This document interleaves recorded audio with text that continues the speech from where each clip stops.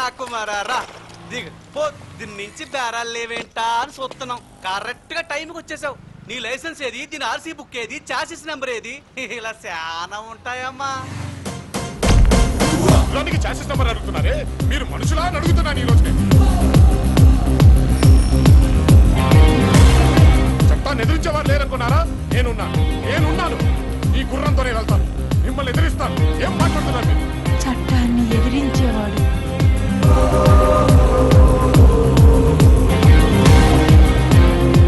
నాకే గుర్రం ఉంది, గుర్రాలకి నేనున్నాను. కారణ జన్ముళ్ళా ఉన్నాడు. అతను నేను కలవాలి. వద్దు బామ్మ, వాడంత మంచివాడు కాదు, నాకు బాగా తెలుసు. తెలుసా? అయితే అతను నాకు కావాలి. బామ్మ, I want that cute little hot boy. Please.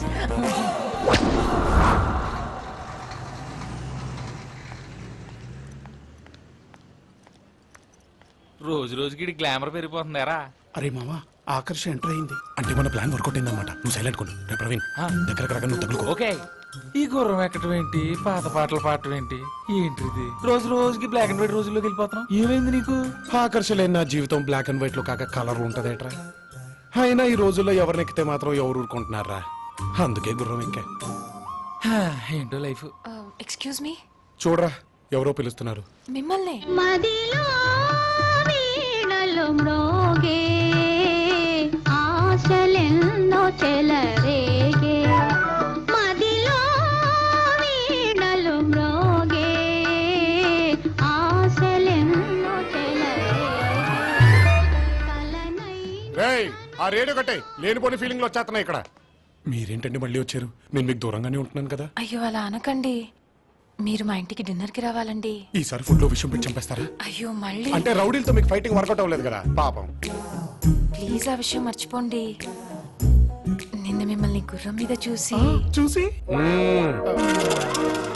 Continue. నిన్న మీరు ఆ గుర్రం మీద రావడం, ట్రాఫిక్ పోలీసుతో గొడవ పడడం చూసి వర్కౌట్ అయింది.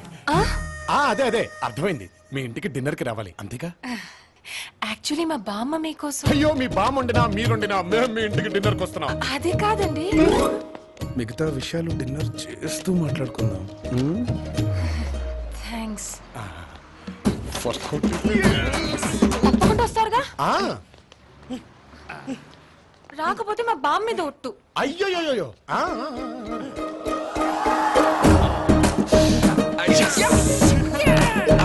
మాట్లాడితే బ్యామ్మ బ్యామ్మ అంటదేంట్రా? అమ్మలకి దూరం అయిపోయిన వాళ్ళందరూ బామ్మలకి దగ్గర అవుతారా? It's family attachment yeah. సినిమాలు చూడట్లే?